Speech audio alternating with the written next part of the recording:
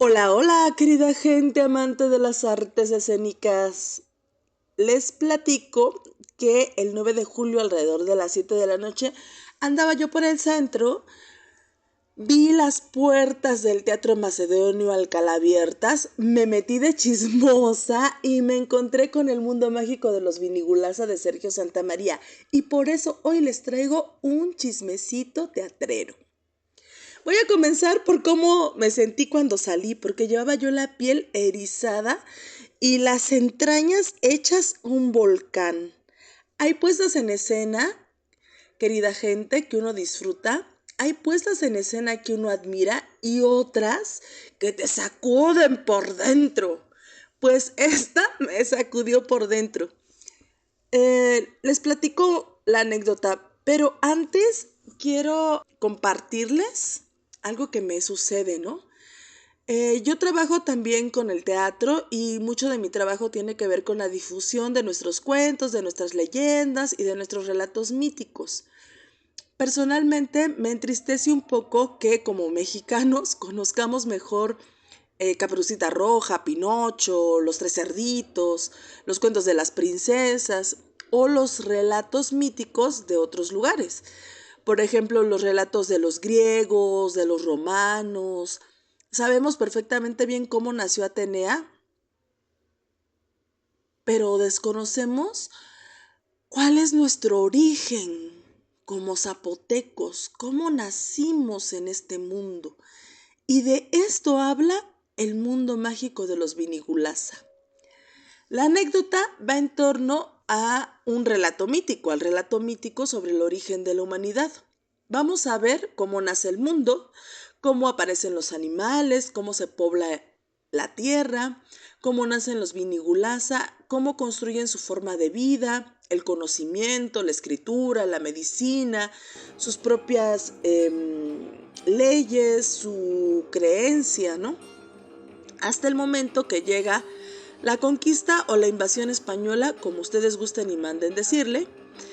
Y aquí, como los Vinigulasa son no destruidos, sino ellos se transforman en peces y regresan al mar, al agua, al mar o al río, como un instinto de sobrevivencia.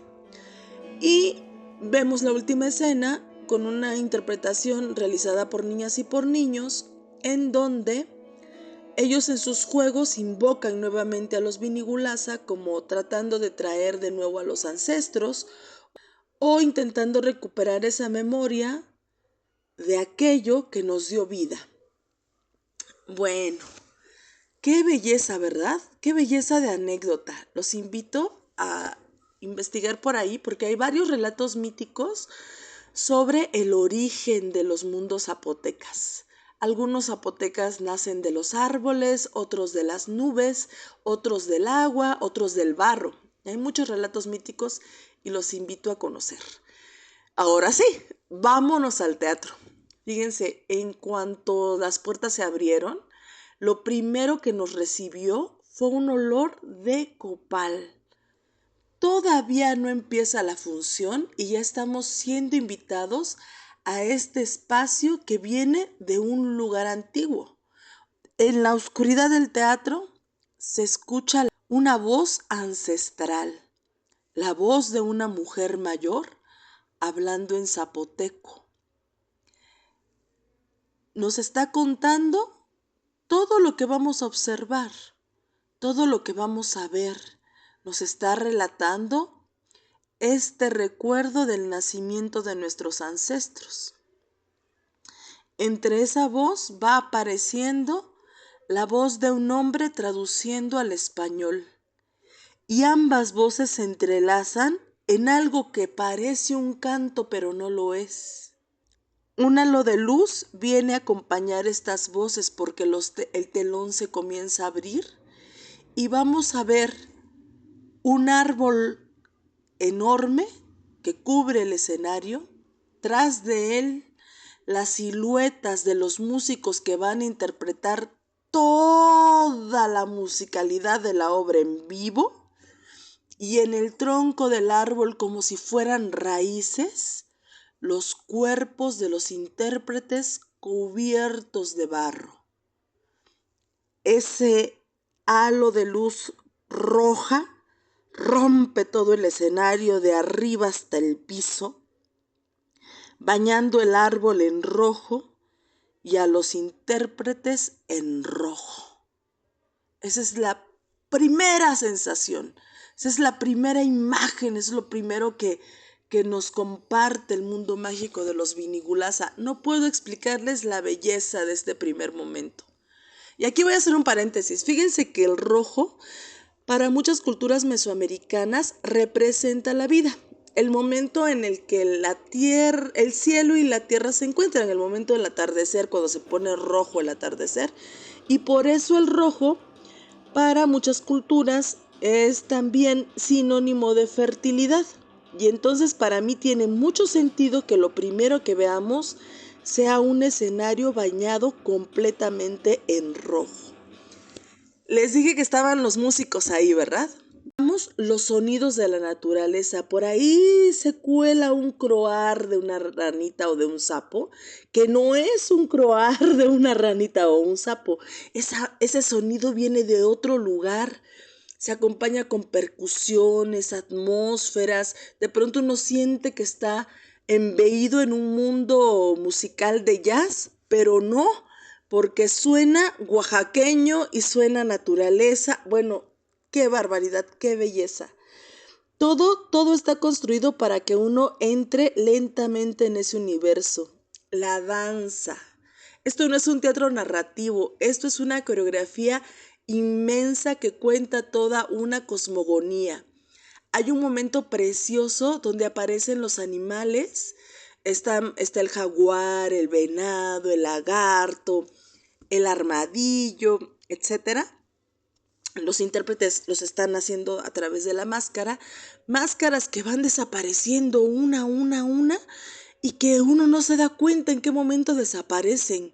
De repente los animales ya se fueron y solamente está frente a nosotros los seres humanos. Es tan bellísimo ese momento y el trabajo de los intérpretes, de los bailarines actores es extraordinario. Personalmente me atrajo mucho la figura del lagarto, porque en nuestras culturas mesoamericanas, no todas, en algunas de nuestras culturas mesoamericanas, la cocodrila, la lagarta o la cocodrila, es quien da origen al mundo. Ella abre sus fauces, se parte en dos, y la mitad de sus fauces se convierte en la tierra, las montañas, etc. Y la otra mitad se convierte en cielo. Por eso se dice que Oaxaca tiene muchas montañas, porque son los dientes de nuestra mamá cocodrila.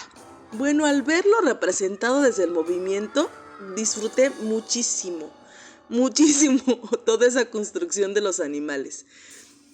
Pero la escena, señoras y señores, la escena que me dejó la entraña a flor de piel fue el momento de la conquista. Porque Sergio Santamaría no pone soldados, no pone espadas, no pone sangre, no hay violencia explícita. Del árbol que dio vida a los Vinigulasa, sale una luz que se proyecta en el piso y se convierte en una cruz, en la cruz católica. Y entendemos allí que los Vinigulasa están siendo sometidos o invadidos por la cultura española. La música, que hasta ese momento era profundamente orgánica, empieza a transformarse en esta música mestiza que hoy reconocemos como parte de nuestra identidad. La música que se toca en las calendas, en las fiestas, en las velas ismeñas, ¿no?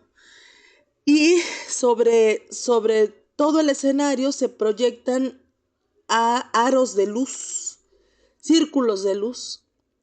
Y de pronto uno está pensando en los cohetes, en la calenda, en la fiesta, y al mismo tiempo estamos viendo cómo los Vinigulasa están siendo acabados.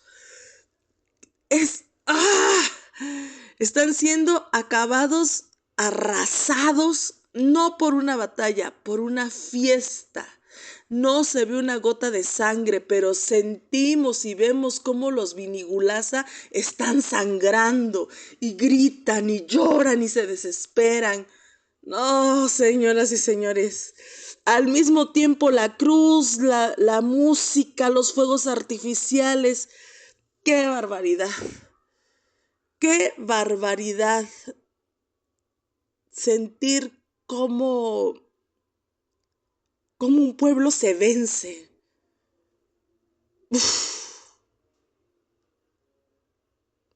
En este acto de resistencia, los Vinigulasa regresan al agua convertidos en peces. Otra coreografía bellísima, suave, profunda, melodiosa. ¿Qué más les puedo decir? Cuando entran los niños intentando recordar a los ancestros, intentando hacer memoria, me terminé de romper. Salí de ahí preguntándome cuánto nos cuesta todavía entendernos desde nuestro propio mestizaje. Cómo hasta el día de hoy siguen ocultas muchas historias de nuestra primera raíz, y de la tercera raíz ya ni les quiero contar. Y aún así, cómo nuestros pueblos sobrevivieron. Hoy seguimos hablando nuestras lenguas originarias, aunque muchas ya hayan desaparecido, aunque otras estén en peligro de extinción, seguimos hablando lenguas originarias. Salí también cuestionándome mi propio trabajo, porque como les comentaba que cuento relatos míticos y hago cuentos tradicionales, leyendas, etc. Me pregunto también cómo los llevamos al escenario sin convertirlos en un producto de exhibición, ¿no? ¿Cómo evitamos la folclorización? No la palabra folclor entendida como tradición, de su manera, en su forma etimológica, sino de la folclorización, pues de exhibir nuestras culturas como mercancía, ¿no? De exhibirnos a nosotros incluso como seres humanos como si fuéramos mercancía. ¿Cómo hago para que este patrimonio intangible siga vivo en mi teatro? Porque también este es mi patrimonio.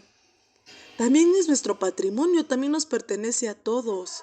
Sigue viviendo en nuestra sangre, en nuestras venas, en mis células, en mis falanges, en mi columna vertebral, en mis vísceras. Y esto me hizo la obra, por eso quise empezar por el final, por cómo me sentí cuando salí de allí. Bueno, también reconozco que hay algo que siempre le admiro al maestro Sergio Santamaría, porque él sabe perfectamente hasta dónde llega y cuándo necesita rodearse de otras personas para construir y para crear.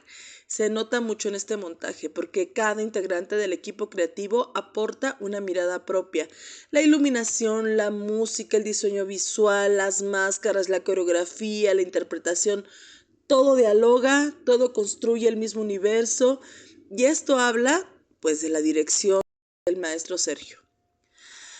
¡Oh, qué belleza! El mundo mágico de los Vinigulasa.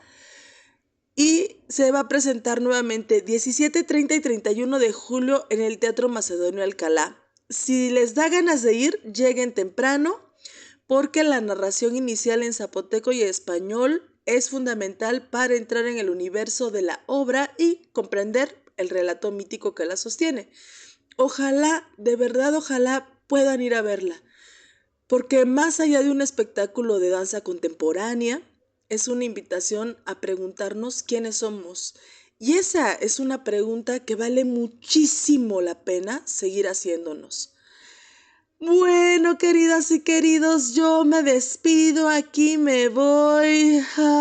Gracias por escucharme y por compartir este mundo de sensaciones que de pronto tenemos cuando estamos frente a una pieza artística. Y que bueno, de esto se trata más o menos este chismecito teatrero. Me despido.